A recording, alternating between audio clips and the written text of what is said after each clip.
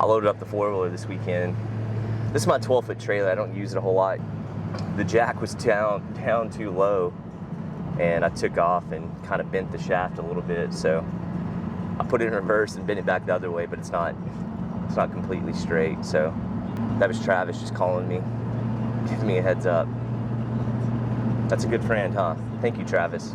It's beautiful, beautiful Monday morning. I need to take this long sleeve shirt off because I'm getting hot. It's gonna be very pretty today. We got the guys putting on some more roof, the metal roof. We got the framers there. They've got the 2nd and the 5th house done for the most part. And they're starting on the 3rd house right now. And I gotta go get them some material at Main Street Lumber. So y'all get to see our local lumber yard. Oh, why so mad?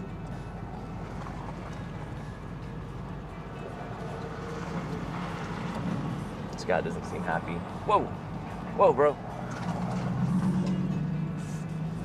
Golly, I'm never gonna get out.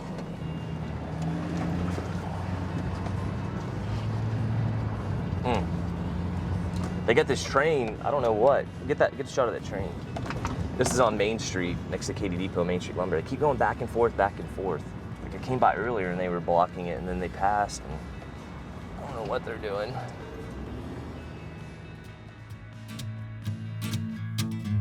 Make me work, make me sweat inside, make me feel like I'm alive. Take this hurt, lady, throw it in my face. Don't let these bones slow you down. Cause I'm coming on strong.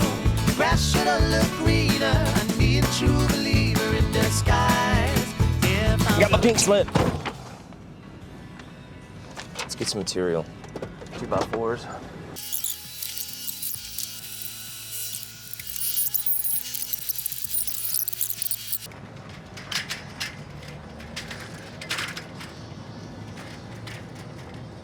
Okay, back to the job site.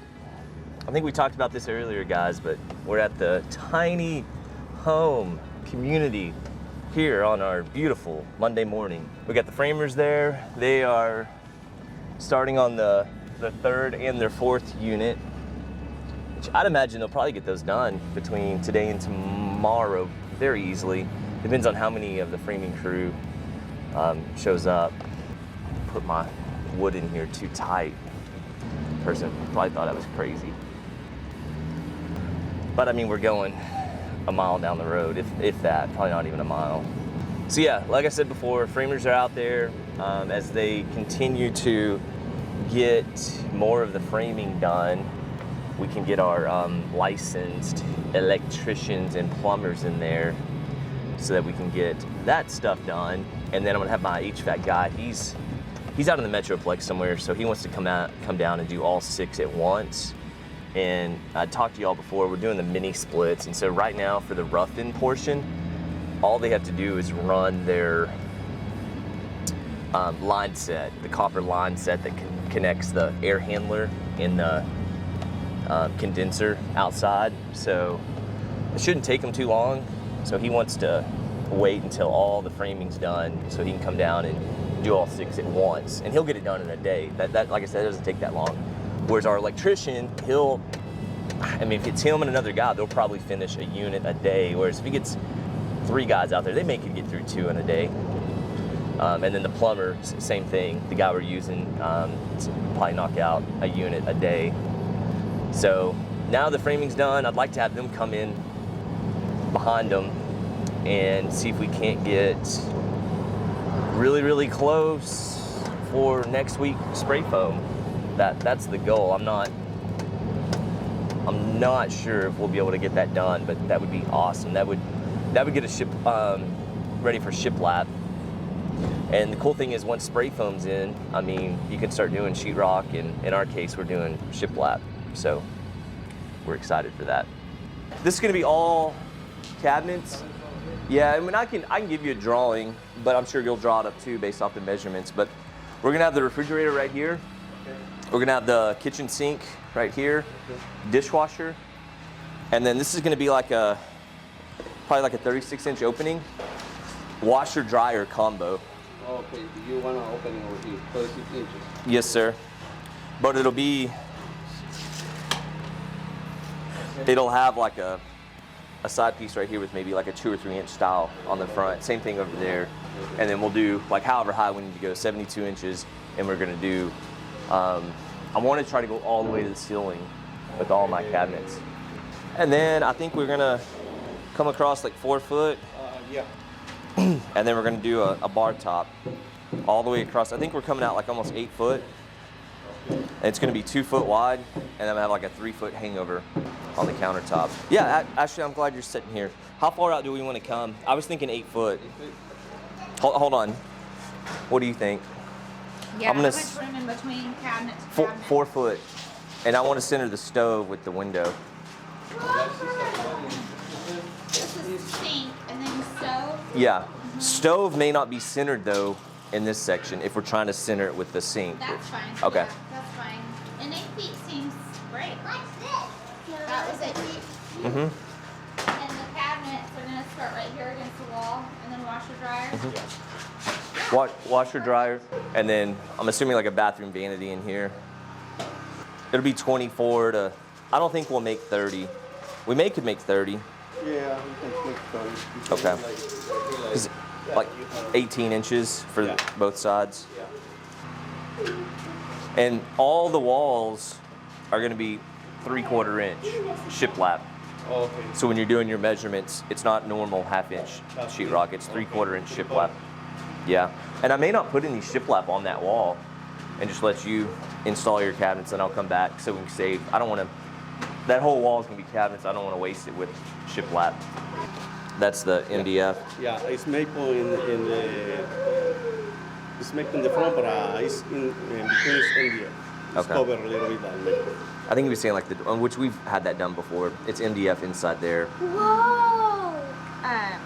But it's like if I decide to stain it for some reason, we need to know that now. Yeah, because Is you that can't stain that. stainable? Can you stain that? Yeah. You can stain Okay. it? Yeah. Okay. Yeah. So we're safe. Yeah. Yeah, all the time I use maple, you can use stain or paint. Okay. Okay. We normally paint, but she may decide to stain because we want to do each one different. We don't want to do them all. I just assumed like we were going to do one light, and then we're going to have a lot of can lights up here. Yes. Yeah. And I'm putting all the can lights on dimmers because I'm almost doing overkill on Good. can And lights. inside too. Mhm. Good. Yeah, mostly inside. Outside, I won't go crazy, but it would be nice to have those on a dimmer. I think so too. And you want the white or the yellow out here? Do you care? I would like to keep it consistent with white, I think, Okay. or bright white. So one right there. Even, do you think that'll be okay with metal, or should we? It will create a little bit of a Awkward. hurdle, but I think between me and Alfie, we can figure it out.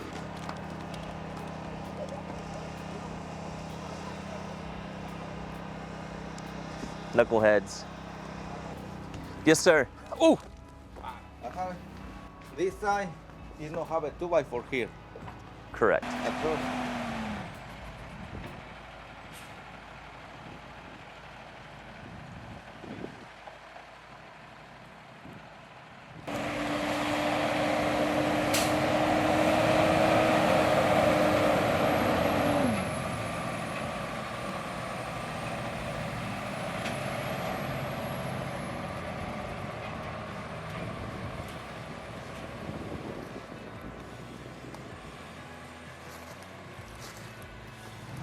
I think it's 64 in each one. 60 for each one. Yeah, 60 for each one. Okay. I think it's too much. 600. And now I think Ramon's telling me 360, which that would have been my fault. Yeah, for it 600. Times 6. 600 foot, remember? Or 650. I think, Yeah. or something. It's covered right enough. So Yeah. Yeah. I mean, they'll just have them come pick it back up. Yeah. Yeah. But it also, if there's some bad pieces, we can set some of those to the Yeah, side. yeah. Make it install go quicker. Yeah, I think it's too much. Maybe for inside too. Oh yeah, I do need it for inside. Yeah. Which we may be doing that next week. I'm trying to, if y'all get done, electrician, plumber this week, maybe spray foam next week, and I start putting shiplap on. So that's possible. Like I said, we can take some back, or we'll start using them on the inside too. We have the siding done for the most part on the, what we call the second unit and the fifth unit.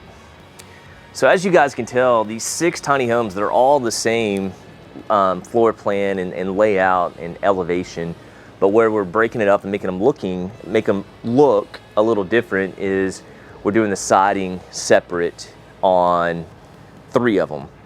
So starting from the south coming this way, we're calling them 1 through 6. So we're right now standing in front of the 5th one, and they just happened to start on the 2nd one, so they did that type of siding that you've seen, and then we replicated it on this one. So on the front, it's going to have the board and batten siding on the side and going across. And I think on these, we're doing these in stone right here. So this front will be like a stone veneer that we've used before on other projects. So that's number 2 and number 5. Number 1 and 4 will have the same type of siding on it, and then number 3 and 6. So what we're doing is we're trying to separate, like if we're using a certain design, we want to separate it from the one next door to. We even though they're all the same floor plan and elevation, we want them to look different, and that's how we're doing that, by doing 3 different types of siding. But then in addition to that, we're also going to be painting in different colors too. So the goal is to have each individual house kind of look separate from all the other ones. So between switching up the siding and using different paint colors is how we're going to do that. But yeah, so they're working on number 2 and 5, and then I think they've started on the 3rd one, which they'll most likely finish today and get started on the 6th one. So the 3rd and 6th will be the same. So it's an exciting day today. We got Main Street Lumber here. You saw where we went and picked up a few boards to keep the framers going, but Main Street Lumber's now delivering the shiplap. Shiplap's going to end up going up here underneath our ceiling. It's going to go, that's all going to be shiplap, and it's going to be wrapped all the way around underneath. So that's all shiplap. That's going to create a really cool look. So shiplap's here. I got my dad and one of our guys here working on the metal roofs. We're starting the 3rd one right now as we speak. And we have the framers. Oh, plumber should be here shortly. He's going to start doing the rough-in plumbing, and trying to get the electrician over here. If I can get him over here, we should be able to really get through a lot of our plumbing and electric stuff this week, and then that would get us really, really close to being ready to maybe spray foam next week. So that's going to be the goal. Once we spray foam, we'll then be able to start putting up all the shiplap. And you saw us talking to Javier, the cabinet guy. I've not used him before, but I think he's my electrician's cousin. I've heard him talk about him before, and I've seen some of his work. I know he does really good work, but we're gonna get a quote from him, maybe use him. We got some other options too that we're kind of looking at. So yeah, cabinet guy was here. It'd be good for them to get started on cabinets now, because then it may take a week or 2 before they get all the cabinets in. We got a neighbor that drives a 4-wheeler. He's always checking in on the place, keeping all the bad people away. I'd be really happy if we're spray foaming next week. I think that's a good goal to get to. And then, as I said before, we'll start popping up the shiplap, and then if we pull the trigger on the cabinet guy, he can start making them. And then he'll come and install them, and then we're working towards paint. At that point in time, start painting and getting everything close to finalize. So we switched up our main doors here. This is a 12-foot opening right here, and it's 8 foot tall. Originally, I was going to do a garage door, glass garage door, like a full view, to where it would slide up out of the way and this whole space would be open. That was a little less expensive option versus like some of the French door things we were looking at. All the railing and all the motor and all the mechanisms on the inside were really going to get in our way of like ceiling fans and just the design. So it's really going to mess up the inside of the unit from a design perspective. So we've since have ordered slider doors. There's going to be 3 panels that are 4 foot each. So 1 panel, 2 panel, 3 panel, and they're all gonna be the same size, but this panel right here is gonna be stationary. It's never gonna move. But then you take and you can slide these 2 panels over to here. So all 3 panels would be right here, and you'd have an 8-foot opening from about here over. This would all be wide open. By doing that, again, we're not having to do all the brackets and motors and all the stuff for the garage door. Now, I was hesitant on pulling the trigger on this because it was substantially more expensive. But I think at the end of the day, it's gonna be more efficient from an electrical usage, heating and cooling the place. And I think it's gonna look really good too. So that was, I think I gave the signature this past Friday on the pulling the trigger on that. So that's gonna slow us down a little bit because those are gonna take 5-6 weeks to come in, but we'll be able to trim everything else out around it. And then we'll probably just put up a few sheets of OSB just to protect it and kind of get this place sealed.